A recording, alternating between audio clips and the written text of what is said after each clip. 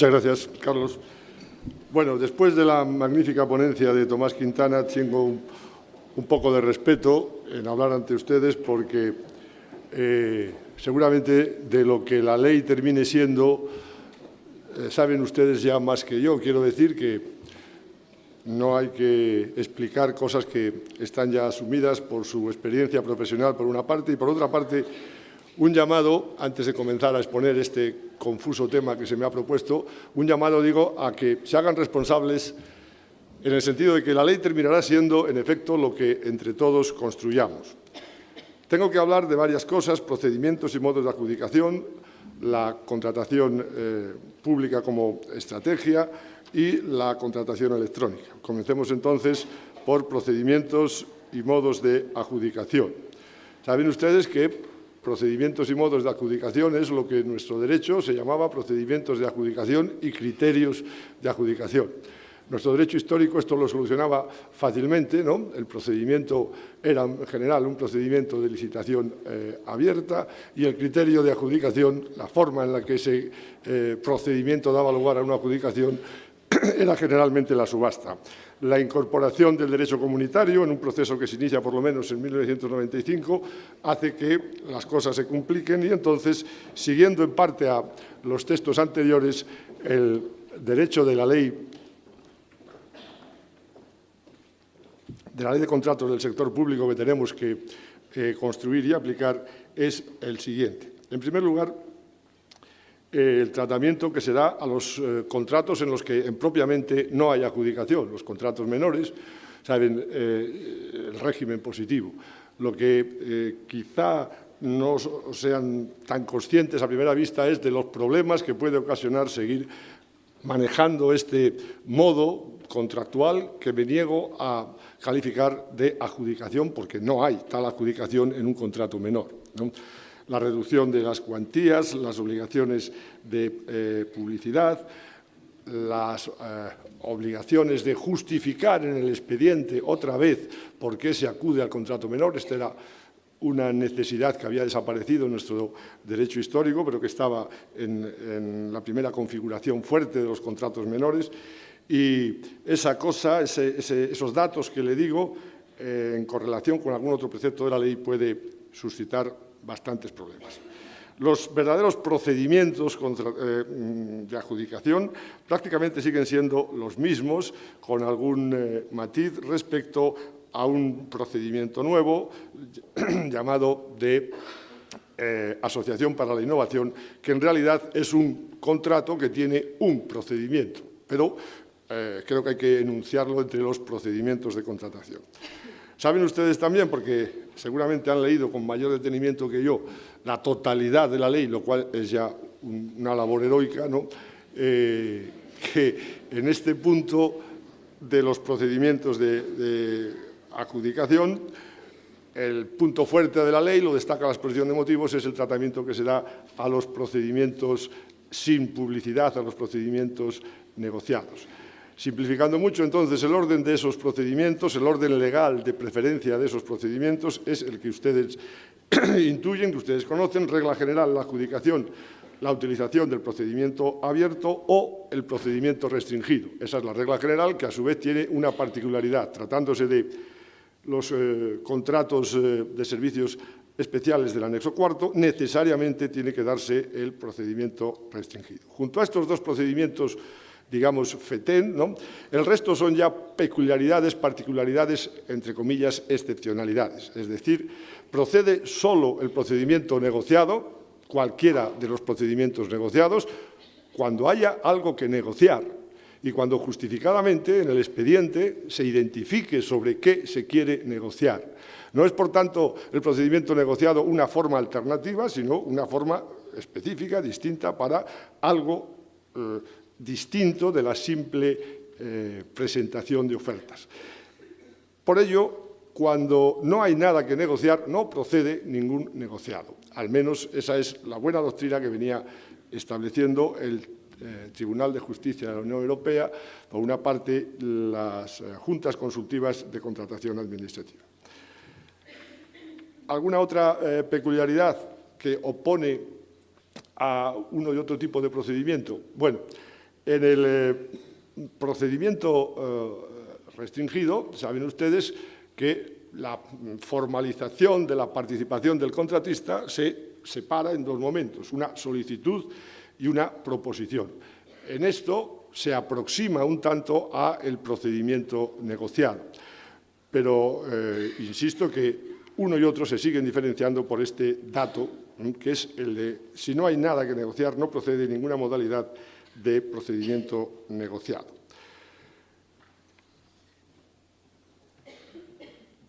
Desaparece, como ustedes ya saben, el procedimiento negociado por razón de la cuantía, por aquello de la lucha contra la corrupción, y se restringen los supuestos en los que cabe procedimiento negociado sin publicidad, hasta una enumeración taxativa que me voy a ahorrar.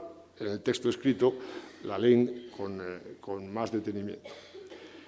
Otro procedimiento un poco ajeno a nuestra tradición, aunque incorporado a la hora de incorporar el derecho comunitario, es el diálogo competitivo. El diálogo competitivo es un procedimiento que solo procede cuando la Administración sabe que hay una solución alternativa a un problema, pero no sabe identificarla. Entonces, un procedimiento similar al de la negociación llama a los agentes del mercado interesados y, entre ellos, primero solicitud y después diálogo, finalmente se formulan ofertas definitivas.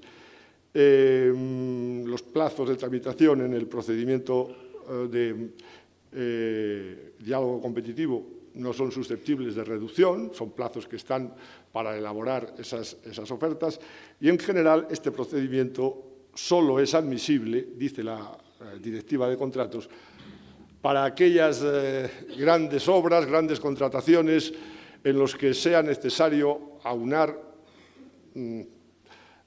experiencia técnica, experiencia financiera, en fin, es un mecanismo para grandes proyectos, por ejemplo, el puente sobre el estrecho de Messina, en la República Italiana lo adjudicó a través de este mecanismo. No creo entonces, salvo en algún supuesto muy concreto, que tengan en la práctica que recurrir a este diálogo competitivo.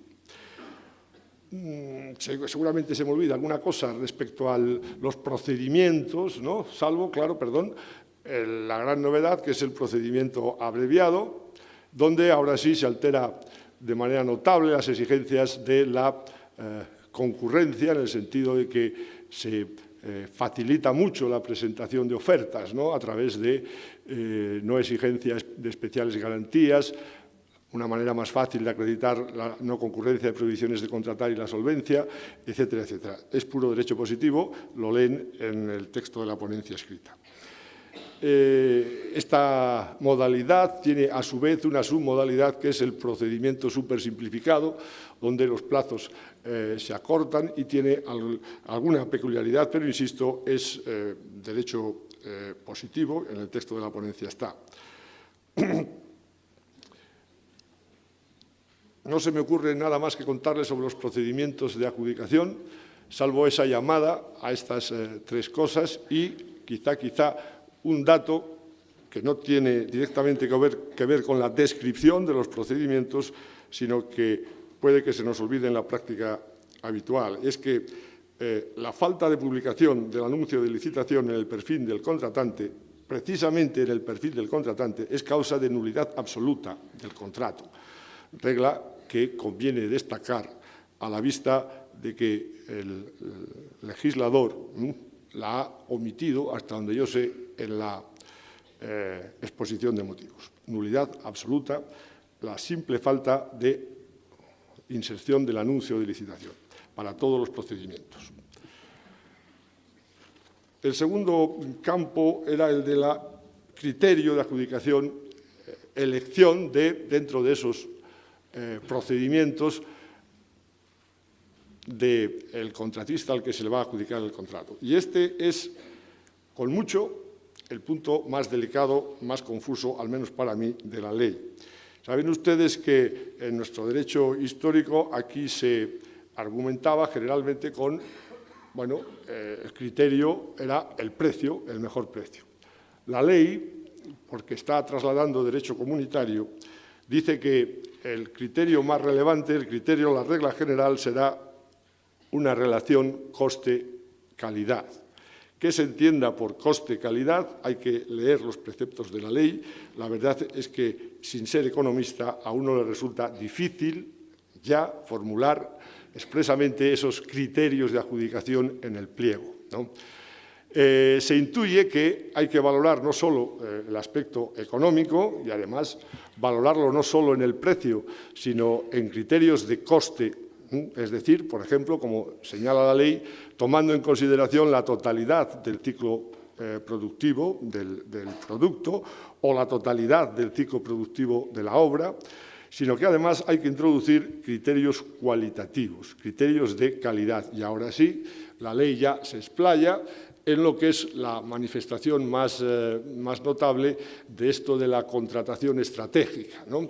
Porque pueden formularse como criterios cualitativos pues una serie de condiciones que tienen que ver ya con las cláusulas sociales, con las cláusulas de medio ambiente, con las cláusulas de innovación. Quiero decir que, por ejemplo, a la hora de formular los criterios de adjudicación de un contrato, puede tomarse en consideración cláusulas que favorezcan la inserción laboral, que favorezcan el empleo, que favorezcan la igualdad de género, que favorezcan la lucha contra la discapacidad, todos estos aspectos que luego referiré hablando de las cláusulas sociales. Pero no solamente esas, es que además se pueden tomar. Es más, es obligatorio tomar, al definir como condiciones de ejecución, al menos una de las cláusulas ambientales, es decir, menor consumo de agua, menor consumo de energía, mayor reducción de gases de efecto invernadero. Todo esto, insisto, es posible acreditarlo como criterio de adjudicación. Seguramente lo que más importa en la práctica inmediata, en la práctica diaria, es el tema de las mejoras como criterio de adjudicación. La ley lo admite, lo consiente y lo regula, ¿no? Lo considera un criterio cualitativo que únicamente puede ser ponderado como tal en un porcentaje inferior a un 2,5%. Al mismo tiempo, 2,5% es, digamos, el tope, al menos el tope inicial, para considerar que las mejoras permiten adjudicar un contrato. Otra regla que me ha llamado la atención es la forma en la que, según la ley, se deben desempatar las calificaciones de las propuestas. Y es que ahora sí deben tomarse como criterio otra vez esas cláusulas estratégicas, es decir, las cláusulas sociales, las cláusulas de innovación o las cláusulas ambientales. Tampoco sobre este punto puedo decirles gran cosa, salvo que me limite a leer lo que tengo escrito, en cuyo caso me iría del tiempo que se me ha concedido. Pasamos entonces, si les parece, independientemente de que luego podamos empezar a destripar la ley,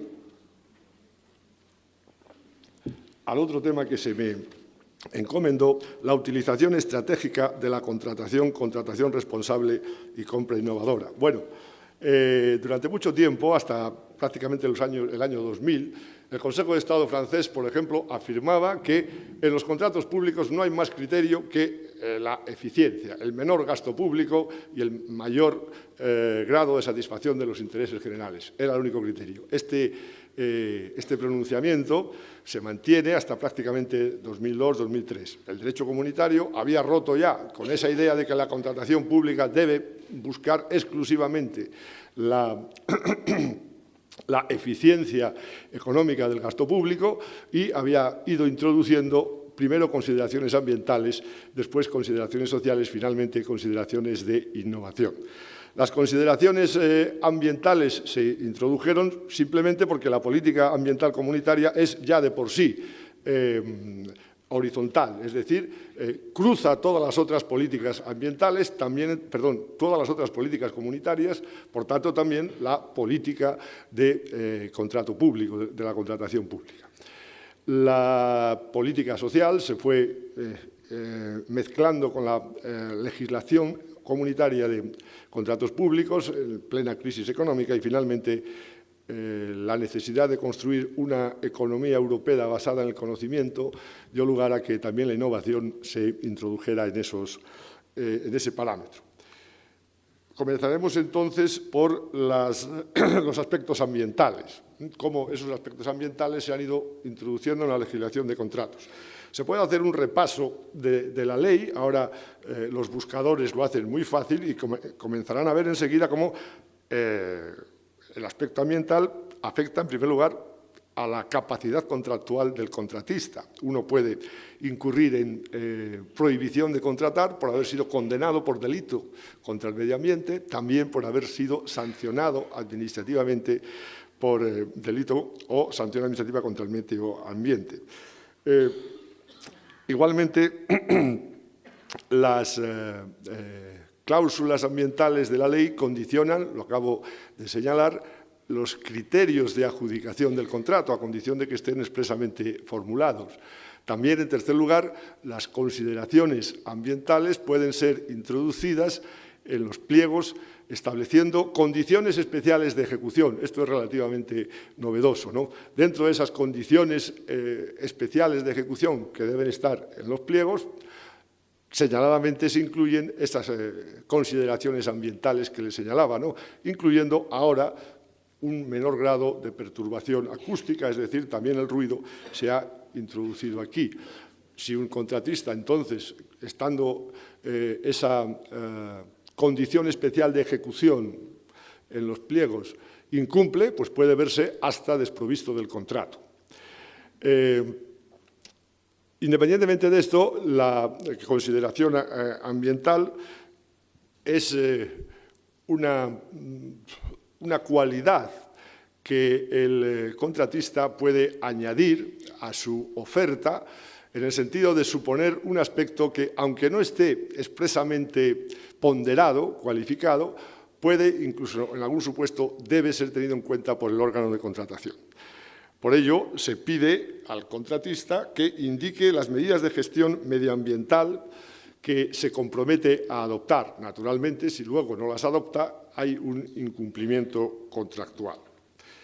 Pero el aspecto transversal de las cláusulas ambientales de la contratación pública llega incluso hasta la definición del objeto mismo del contrato, porque la ley quiere que se formulen como posibles objetos contractuales no cualquier objeto, no cualquier obra, no cualquier producto, sino que ya a la hora de definir ese objeto contractual, la Administración, los poderes adjudicadores tengan en cuenta que hay distintos productos de prestaciones similares, pero alguno ofrece estas garantías.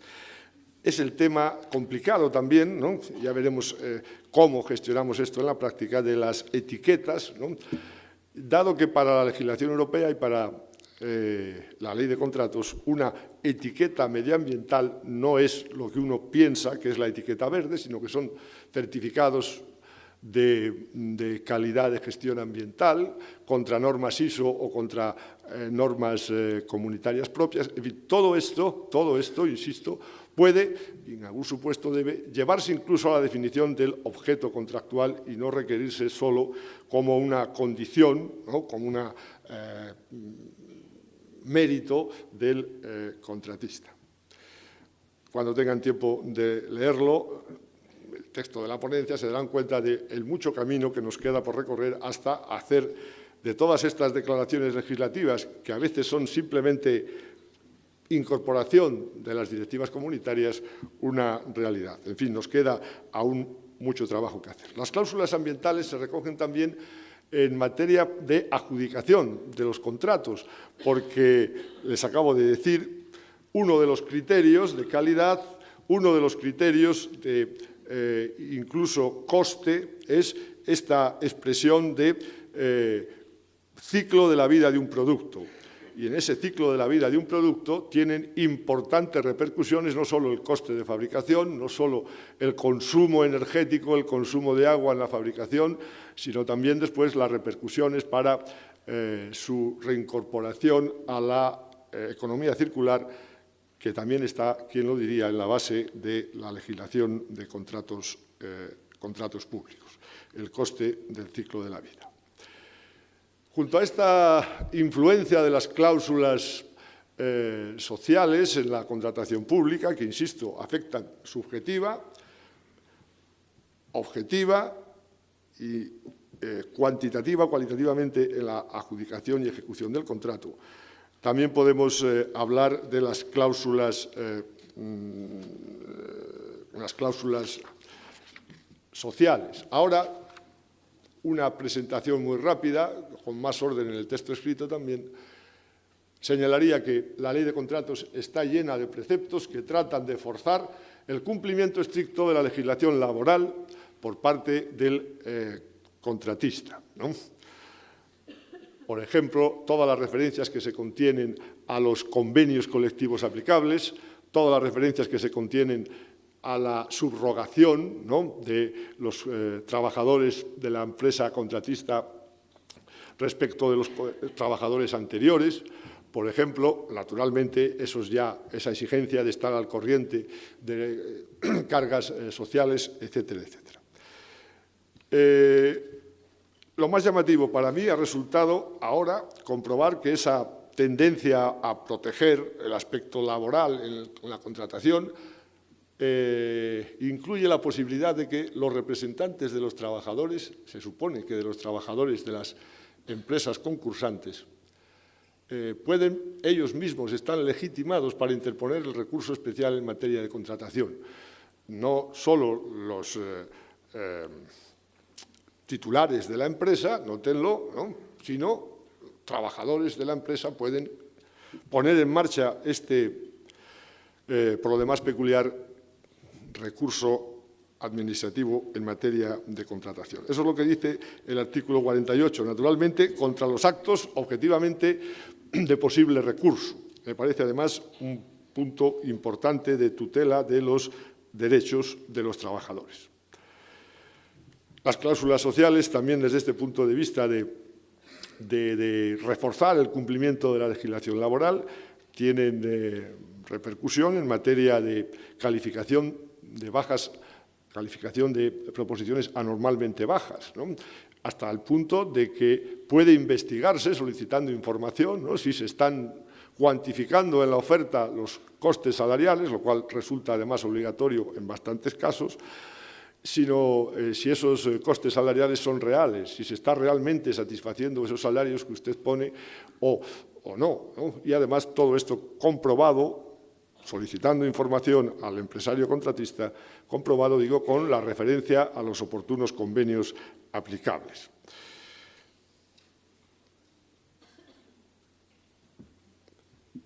Luego hay otro conjunto de cláusulas sociales, también dentro del ámbito laboral, que no tienen tanto como objetivo reforzar la aplicación estricta del derecho laboral, cuanto que son instrumentos de una política laboral, política social estratégica, utilizando ese 16-17% de gasto público que supone la contratación pública. En primer lugar,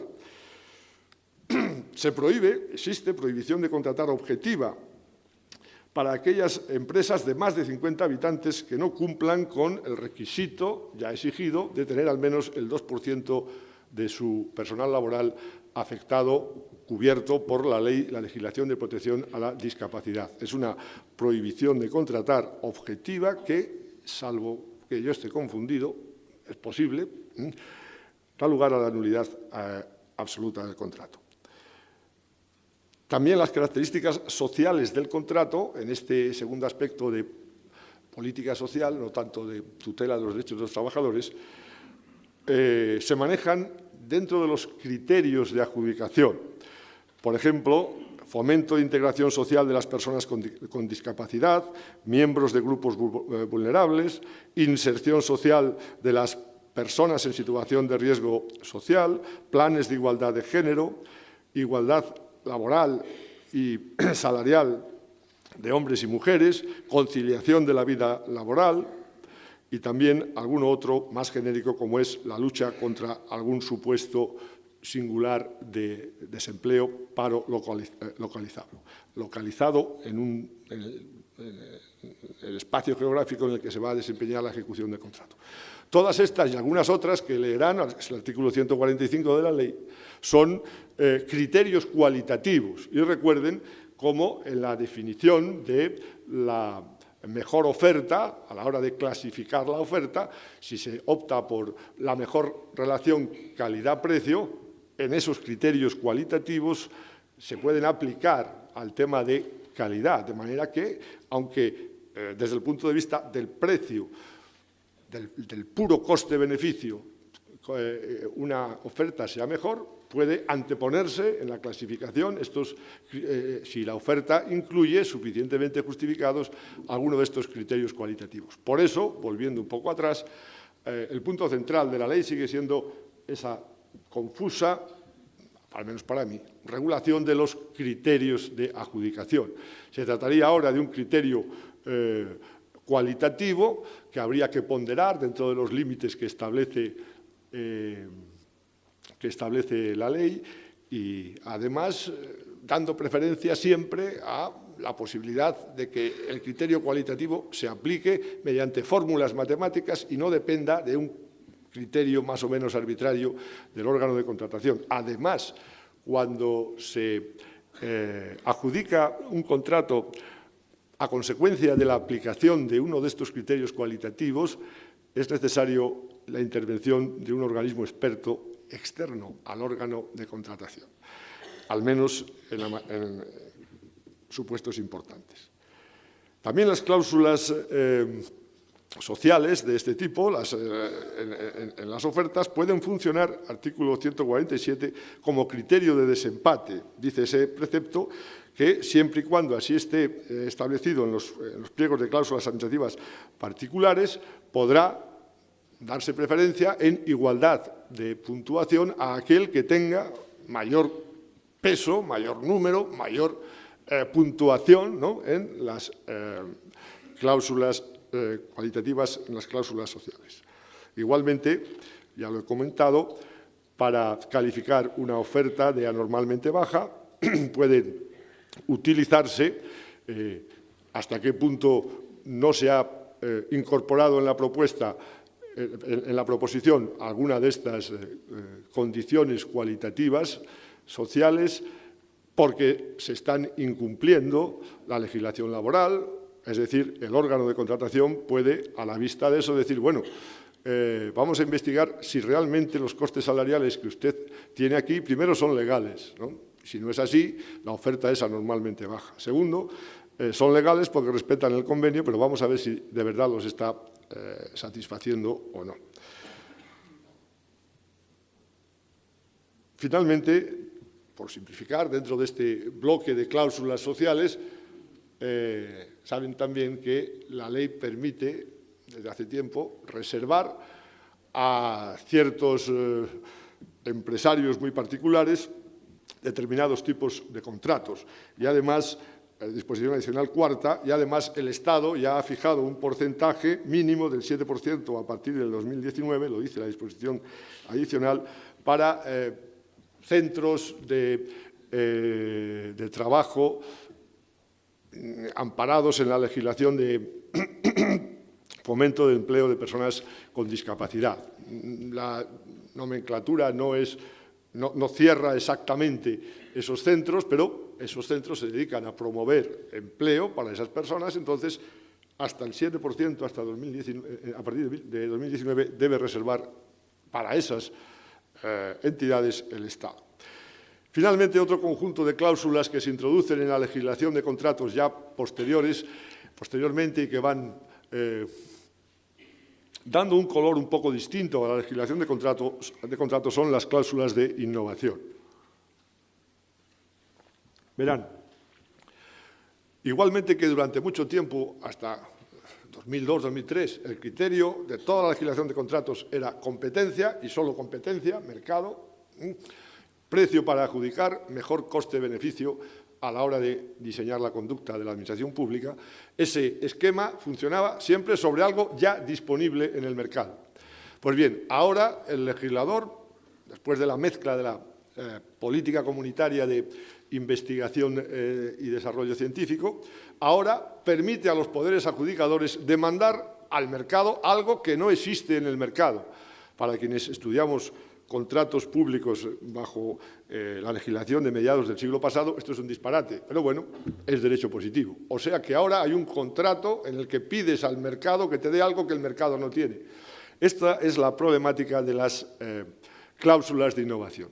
La innovación funciona aproximadamente como el resto de cláusulas sociales o medioambientales, es decir, puede funcionar como criterio de adjudicación de un contrato, puede funcionar igualmente como condición especial de ejecución, puede funcionar como criterio para, ahora al contrario, ¿no?, señalar que tal oferta que aparentemente, aplicada a las reglas, es anormalmente baja, pues el contratista, el candidato puede decir, no, yo puedo hacerlo así porque mire usted qué programa de innovación tengo. Está legalmente regulado, entonces, este mecanismo en el que uno puede invocar la innovación, ¿no?, del producto, del mecanismo productivo, para decir que puede rebajar. Además de todo eso, digo, lo que importa ahora destacar es dos cosas. Primero, que hay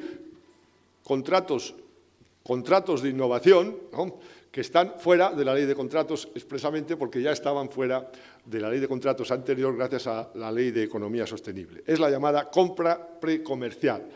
Simplemente el poder adjudicador demanda al mercado una solución innovadora que no está disponible, o un bien o un servicio que no está disponible en el mercado, y lo que se contrata es su desarrollo completo hasta el momento en el que esté disponible un prototipo o una etapa de demostración. Es decir, no hay explotación posterior. Y siempre que se cumplan los dos requisitos que señala el artículo 4R, acumulativamente. Si se dan esos dos requisitos, eso es un supuesto de, se llama así, compra precomercial. Realmente lo que se contratan aquí son servicios de investigación y desarrollo hasta el lugar del prototipo y nada más. Pero las otras modalidades de innovación sí están ya dentro de la ley de contratos a través de este extraño mecanismo que les digo que es la Asociación para la Innovación.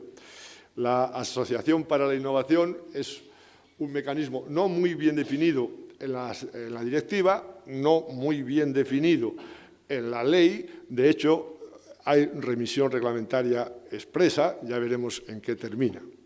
Se trata ahora de pedir al mercado algo que el mercado no tiene para que lo desarrolle desde el proyecto de investigación hasta el prototipo, hasta la fase de demostración y, además, anticipadamente se adquiere ya el bien, el servicio demandado. Es decir, el inversor en investigación y desarrollo tiene así ya garantizada no solo la financiación de la fase de investigación, sino que sabe que además ese prototipo está ya comprado para ser explotado por la Administración. Los ejemplos que tengo de esto en España no son muchos. Ahora les pongo un ejemplo para relajar la exposición que seguramente se les está haciendo ya pesada. El Ministerio de Educación francés ha contratado a través de esta fórmula hace año y medio servicios de inteligencia artificial para su sistema educativo. Se trata, por lo que yo he conseguido entender, de, al mismo tiempo, construir ordenadores que aprendan como niños y niños que aprendan como ordenadores. Bueno, pues eso está adjudicado en 30 millones de euros.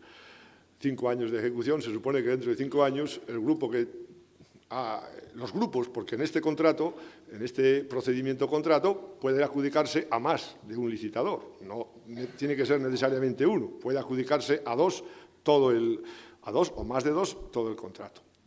Ya veremos en qué termina esa idea. Como es algo relativamente nuevo, pues ha habido que hacer guías de este. Bueno, la guía de compra pública innovadora, es la anécdota que quería contarles, que elaboró la Unión Europea, fue traducida a derecho español por alguien del Ayuntamiento de Valladolid, el secretario, no, el vicesecretario, con un texto muy claro, muy limpio, muy brillante, y leyéndola, pues allí se encuentra la siguiente anécdota. Pone como ejemplo de compra de Asociación para la Innovación un contrato de un Estado alemán que quiere incorporar a la obra de edificación de una estación de autobuses algún mecanismo para amortiguar las emisiones de gases de CO2.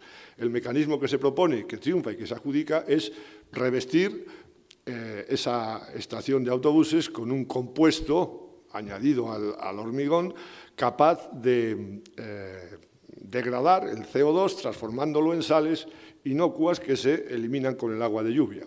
La cosa está bien, la innovación está bien, pero señala el traductor que, curiosamente, ese procedimiento ya había sido patentado y utilizado por una empresa zamorana 4 años antes. He traído la anécdota porque soy de Zamora y porque la incluye José Manuel. O sea que esto es Asociación para la Innovación y el problema es este, ¿no? Ese procedimiento solo cabe cuando se trate de traer algo no disponible en el mercado. Pregunta, ¿en qué mercado? Claro, los alemanes no sabían que en el mercado español una empresa zamorana ya estaba haciendo eso, ¿no? Y sin embargo acudieron a esta forma de Asociación para la Innovación. Sirva esto como corte y además para presumir de que en Zamora no solo hacemos quesos, ¿no? Ahora debería... ¿Cuánto tiempo tengo? Porque esto... 10 minutos. Ahora debería hablar de lo que es la preocupación suya, la preocupación también de muchos funcionarios de pequeños ayuntamientos, que es esto de la contratación electrónica, ¿no? Saben ustedes que el tratamiento que da la ley es un poco llamativo, porque gran parte de lo que recoge aquí la ley como obligatorio a partir de marzo, ¿no? La Unión Europea lo hacía obligatorio a partir de octubre del 2018. El legislador español presume, yo voy a adelantarlo, presume porque cree en sus propias normas. Quiero decir que gran parte de todos estos mecanismos ya están en vigor, ya son nominativamente exigibles por la Ley 39/2015 y en ella se apoya en gran parte el legislador de la Ley de Contratos. La Administración electrónica, dice la Comisión Europea, presenta grandes lagunas en toda Europa, ¿no? Aquí no vamos retrasados ni nos vamos a fustigar. Aquí tenemos un buen, excesivamente complejo, pero un buen marco legislativo, nos falta practicar. Y en tema de contratación, pues significa simplemente que la acción hacia el exterior de los poderes adjudicadores debe, en la totalidad de los supuestos, desarrollarse a través de medios electrónicos, ¿no? La legislación comunitaria, entonces, no obliga, aunque permite a los Estados miembros ir más allá, no obliga a que internamente la contratación cambie, ¿no? Es decir, que no obliga a que tengamos ordenadores que hagan las adjudicaciones por nosotros, como en algunos casos tienen en el Ayuntamiento de Gijón, ¿no? Lo importante es, entonces, saber informática y no saber derecho, ¿no? Y saber qué premia el algoritmo y qué no. Por ejemplo, me han contado algún colega que ha estado allí impartiendo alguna cosa, impartiendo y aprendiendo cosas de contratación electrónica, la rapidez en la ejecución. Claro, pero dígamelo usted en los pliegos que me va... Bueno, entonces, todo tiene que ir sobre soporte electrónico. Sí, los anuncios de licitación tienen que estar en la plataforma del Estado, accesibles por todo el mundo, no sé qué. Los pliegos, la documentación contractual pre-adjudicación completa. Luego, la presentación de ofertas tiene que ser por medios electrónicos. Todo esto, para que se den cuenta de lo que se les viene encima, ya mismo, ¿no?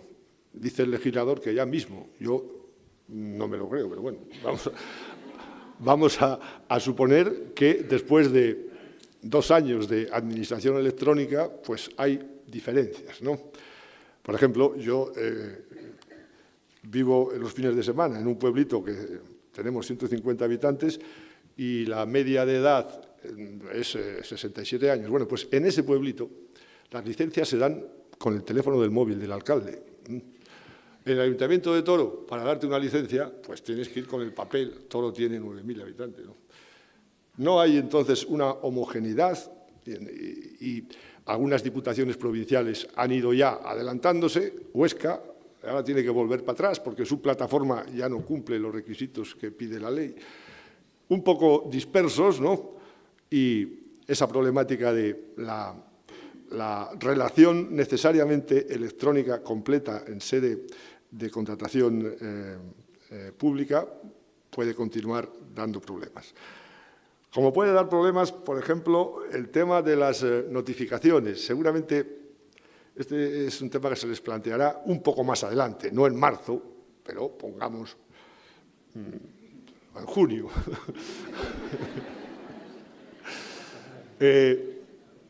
Es un tema que no tengo estudiado en profundidad, pero me da la sensación de que hay dos distintos regímenes de notificaciones, electrónicas ambas, ¿no? Una, regulada en la Ley de Contratos, que exige una dirección de correo habilitada o comparecencia en la sede electrónica, y otro sistema de notificación electrónica que es el común de la Ley 39/2015, ¿no? Este último, más ágil, está pensado para otra administración menos atada a intereses de mercado, el contrato público lo es, ¿no? La otra, más formalista, bueno, les decía antes algo de la Diputación de Huesca. Digo esto porque la Diputación de Huesca ha formulado, es una de las muchas entidades que ha formulado consulta ya a la Junta de Contratación, señalando las discrepancias, cuál de los dos sistemas de notificación vamos a aplicar en marzo. En marzo no, en junio, ¿no? Ese es un tema importante. El otro es el de las plataformas electrónicas, a unificación del perfil del contratante, etcétera, etcétera. Bueno, como seguramente van a formular preguntas, no quiero extenderme más en esto de administración electrónica. Simplemente es eso, que ahora, pues, el empresario debe formular, sobre la base de que el anuncio y toda la documentación contractual está en algún lugar de la nube, fácilmente accesible, eso sí, pues claro, con una dirección y unos requisitos, pues el contratista tiene que dirigirse a aquel lugar de la nube, descargarse las aplicaciones, descargarse la documentación y, a su vez, disponer del aparataje informático para cumplir los requisitos informáticos de aquella plataforma, rellenar los documentos, remitirlos.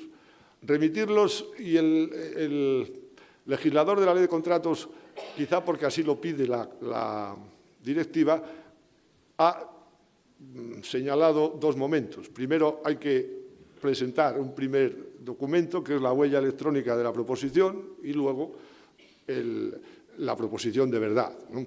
¿Para qué se hace esto? Pues yo no soy técnico en informática ni en seguridad, pero alguna razón debe existir, que se me escapa. Decía antes, el legislador comunitario no obliga a que internamente todo eso circule por medios electrónicos, no se mete, ¿no?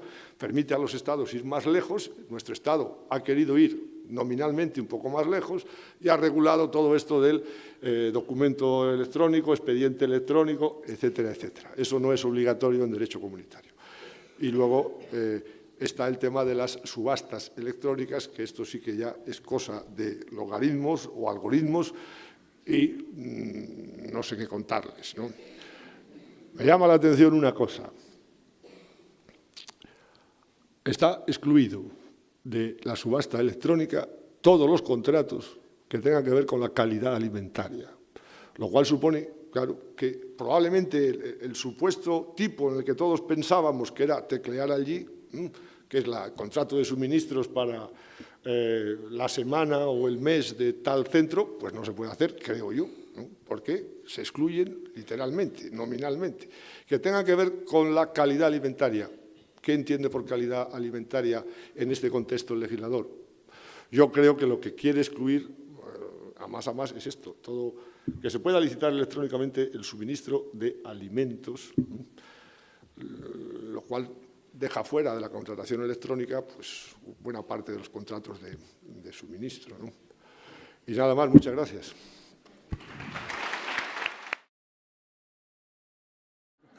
No, son cositas que se le ocurre a uno, como los profesores de Derecho Administrativo no tenemos otra cosa que hacer más que leer textos legales, ¿no? Y dar clases. La cuestión de... A lo mejor meto la pata, uno se raya. La cuestión de el cómputo de plazos. Yo creo que las dos leyes, la Ley 39 de 2015 y la Ley 9 de 2017, dicen cosas contrarias. Pero es que lo dicen a sabiendas. De manera que los plazos regulados en la Ley de Contratos por días se cuentan por días naturales. ¿Estamos de acuerdo? He aceptado. Salvo un supuesto que está en la ley que expresamente dice que esos días son hábiles, ¿no? Que es el del procedimiento simplificado, uno de los casos del procedimiento simplificado. Entonces, vamos a manejar ese esquema de verdad. Nos vamos a olvidar de la Ley 39/2015, que decía que los sábados eran inhábiles. Ahora los sábados son hábiles, salvo para el procedimiento abreviado simplificado. ¿Sí o no? ¿Están de acuerdo conmigo?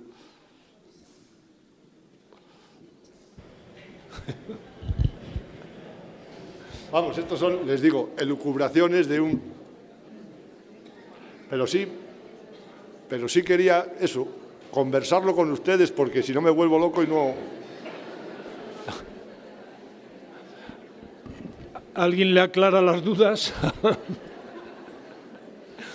Bueno, ¿alguien tiene alguna duda? ¿Alguien le ha surgido ahora alguna duda que quiere que el ponente le conteste?